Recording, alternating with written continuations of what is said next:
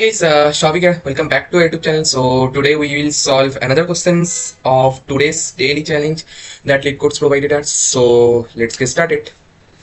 Yep. So on today's question, we have the minimum operations to make a Uni-Value grid. So now first and try to understand the question. So you are given a 2D integer array grid of size m cross n and an integer x. So they have given us an m cross n grid, so that can be a rectangular grid also. So m not equals to n, that is possible. So that's what they have given us, and they have also given us a value x. In one operations, you can add x to or subtract x from any elements in the grid. Now in one operations, whatever the x value is given to you, you can either add x to it or you can subtract x from it.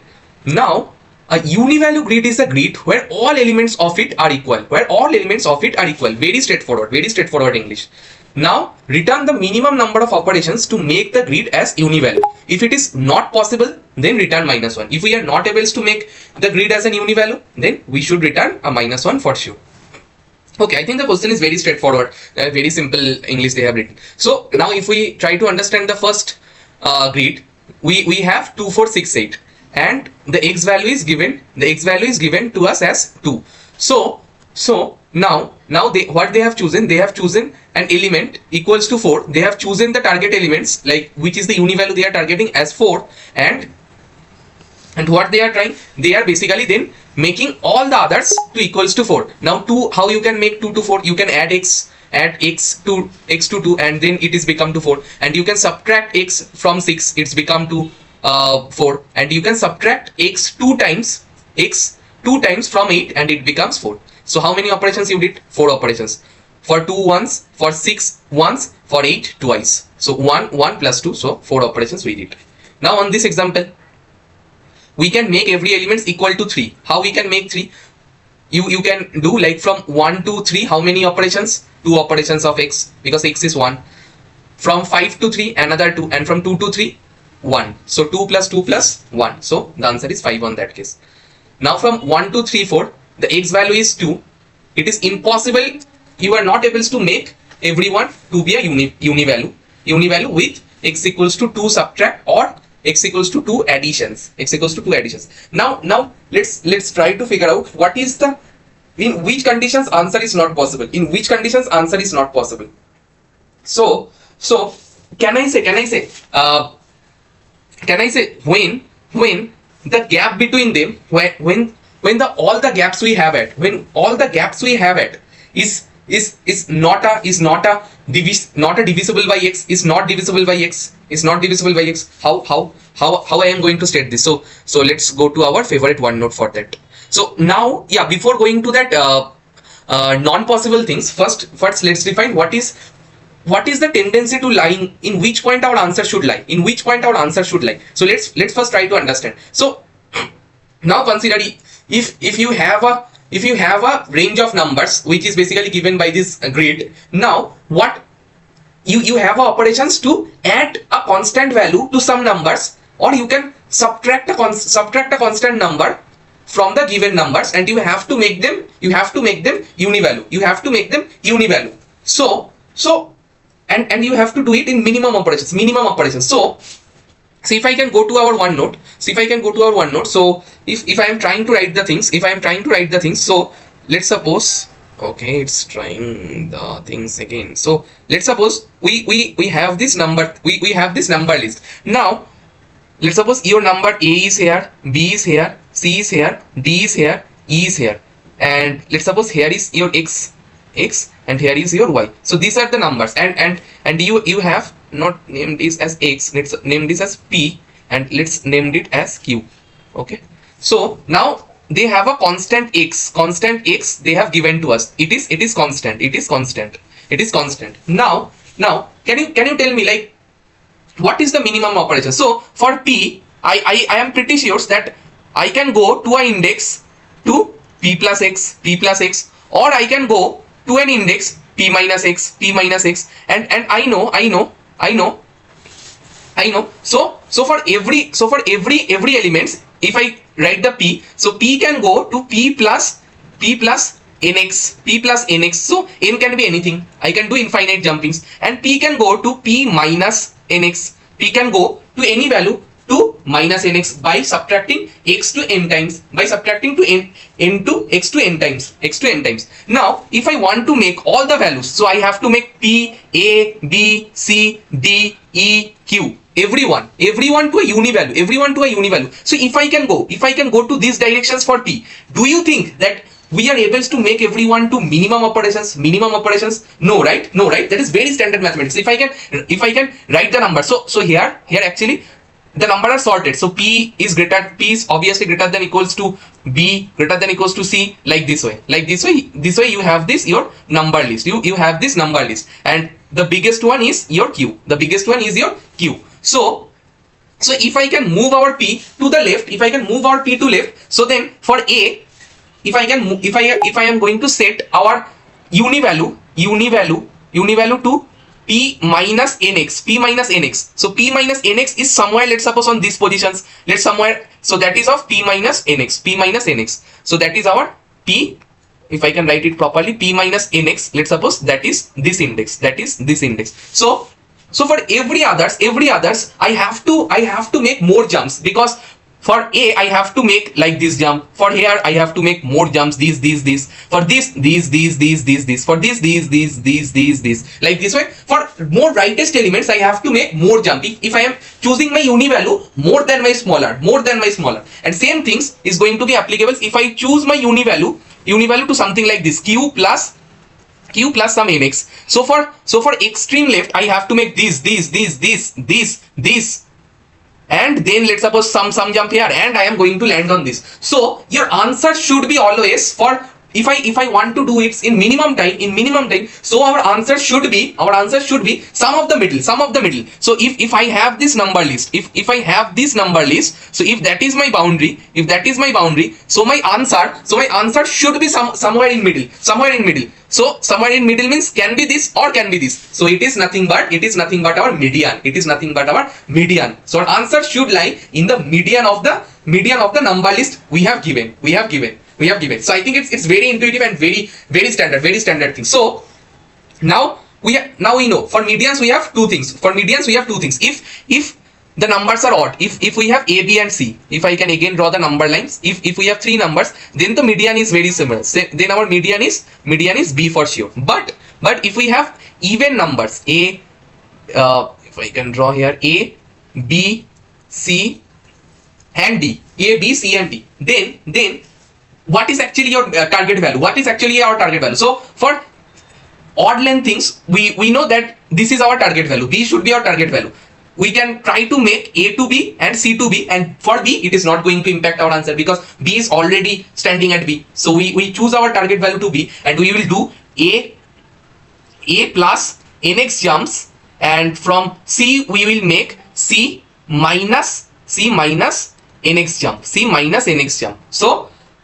So this condition should be valid. So a plus nx should be b, and tell me guys, and c minus nx also b. C minus nx is also b. It is as simple as that. And if we have two medians, then which of which we have to choose? If I can choose some things in between of b and c, so for b I have to make, let's suppose, nx jump to make this point. Let's consider it as a result, raise point. And from c we have to make c minus nx jump. Rather than if I consider b altogether, rather than to an arbitrary point between b and c, if I consider altogether b, then from I am pretty sure from c now we have to make here n1, let's suppose it is n2. So initially for these configurations we have to make, for b and c I am just stating, we have to make n1 plus n2 jumps, because n1 jumps for b and n2 jumps for c. Now I am stating like let's choose your these particular things, your b as an uni-value. Let's not consider any arbitrary raise point. Let's consider raise as a b only. Then you might have to do c minus nx. This should be equals to your b. I consider it as a c minus n3x is equals to b. Now it is very intuitive. You can prove. So what I can say, so if I can try to write the mathematics, then your race is nothing but b plus n1x. So basically I want to prove n1 plus n2 is equals to your n3, and if I can write it, another race equals to c minus n2x, and if I can write c minus n3x, c equals to c, by this formula if I can write c equals to b plus n3x, right? b plus n3x, then here I can replace my race. So ideally then what is going to be happen, my b plus n1x, both are race, so b plus n1x I can write it as a b plus n1x equals to c minus n2x, that I can write for sure. And for c I can write it as a b plus n3x. So b plus my n1x equals to c ko we can write as b plus c, by this formula c ko we can write as b plus n3x, minus n2x as it is, so now both side our bb gets cancelled, and my n1x equals to what it is, n1x equals to my n3x minus n2x. Now if I cancel x from all together, then what is our formula, n1, if I can borrow my n2 on this, n1 plus n2 equals to n3. I think I have proved the things. So your jump n1 plus n2 is equals to n3, n1 plus n2 is equals to n3. So that is we have just proved. So no matter, we are going to take any arbitrary point as a result, and we can make n1 jump from right and n2 jump with negative from left.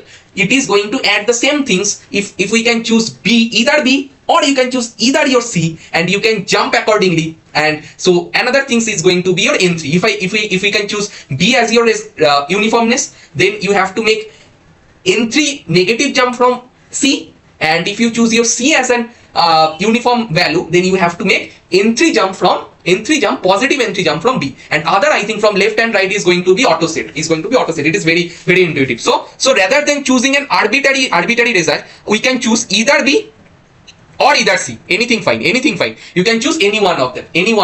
So for these questions I did standard divisions. It is going to be mostly picks like if we have 4, then 4 double divided by 2, that means is equals to 2, 0, 1, 2. So it is going to choose as a c. It is going to choose c as an, like, just the right one. Now if we have two medians, then we will choose just the right one. So it is as intuitive. So for c to b we have to make negative n3 exams, and if we choose c, then we have to make positive n3 exam. But please guys, please go to this mathematical part. If you are not able to understand on the first go, please go to this mathematical part where we have proved these things, where our n1 plus n2 jumps is equals to our n3 jumps, yeah. So if that is so we know what is the conditions. There is an answer, we can build our answer. So the n factor is basically our jump factor. Now tell me, on which case answer is not possible, so I am choose my, after this entire one note explanations, we are able to choose our median. So our median is all the elements. Let's suppose we have all the elements pushed to a list named as ll. So ll of mid, and this mid value is nothing but the ll dot size divided by 2. So that is the index. This formula is going to give you the index. So that is the mid of ll. We will choose our target. Now let's suppose we have chosen our targets. We defined our target.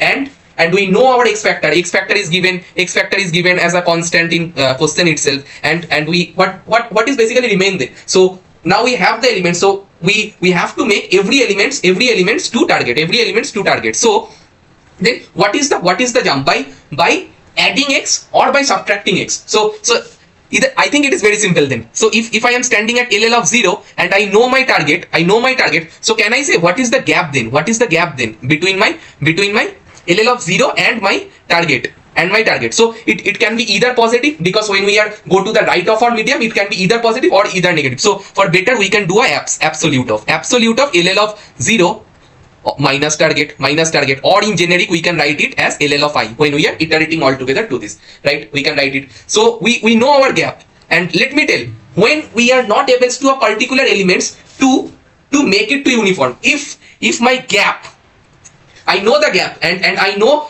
let's suppose that is our gap, and on one jump you can cover, let's suppose this much portions, and another row that is of this much portions. Like this way you are able to cover your entire gap, you are able to cover your entire gap. That is the expectation. But let's suppose you land on here, and after the very next jumps you go to the out of boundary, so on that case, the gap value you are not able to incrementally, you are not able to in the multiply of x. So can I say this? So it is not in the, so there can be x, there can be nx things, so there we are going to do a nx jump. But if the nx, after doing the nx jump, if we are not land to these particular portions, that is our asked target, then can we say that answer is not possible? Answer is not possible. I think yes, that is very intuitive, and it is obviously yes. So what is the conditions? This, if we do a modulo with our gap x, if our gap modulo x is exist, so that means the gap factor is not entirely divisible by x, so on that case only we can return a -1, and on else case we will add the things to our answer, gap double divided by x, because we know it is divisible by x for sure. So what is the factors, what is the jump value, so that we can do by gap double divided by. So that many jumps we have to make, yeah, and after that we can do a return of our answer. It is as simple as that, guys. It is as simple as that. So now let's quickly go to the code once. That is, code is very simple. If you understand this, n1 plus n2 is n3. So that is basically I have to say the challenging part, and rather it is just a quick implementation. So I put my n and m value to a len of grid and len of grid 0. And what is the size of all the elements we have? That is nothing but n cross m. For sure. And what I am doing, as I already told, I am pushing all the values to a list that I did for I in range n, for j in range m. I think you guys know how to iterate on a grid. So if you are following like these things, like if you are following our playlist, and if you are like basically preparing in very next upcoming days, if you have a interview with product-based companies, so I think that is like iterating over the grid. These things are very like childish things. You should be like very good hands-on on this particular. So I am not going to explain, like, so that is very standard iterations over the grid, and I am pushing this to my list, and we have our list ready. After that, what is the expectation? We will sort our list, because the number is that I already told, it is unsorted, and then we choose our target. We know our target should be LL divided by size double divided by 2, because size is all the number size we have it. Now initialize our answer, and we will iterate over our size, and we will check if my target minus LL of I, it is exactly what I have written. So absolute of LL of I minus target. Absolute of, if you do absolute, then either you can write target before or you can write target after. It is not going to impact. So we are doing absolute, and we have identified our gap, and if gap is not divided by x, if gap is altogether not divisible by x, then we should return a -1 that we just explained. And if gap is divisible by x, so that is going to be then additions to our answer, and finally we are returning our answer. So the question is as simple as that, guys. So but the main things is like identifying your target is the major game.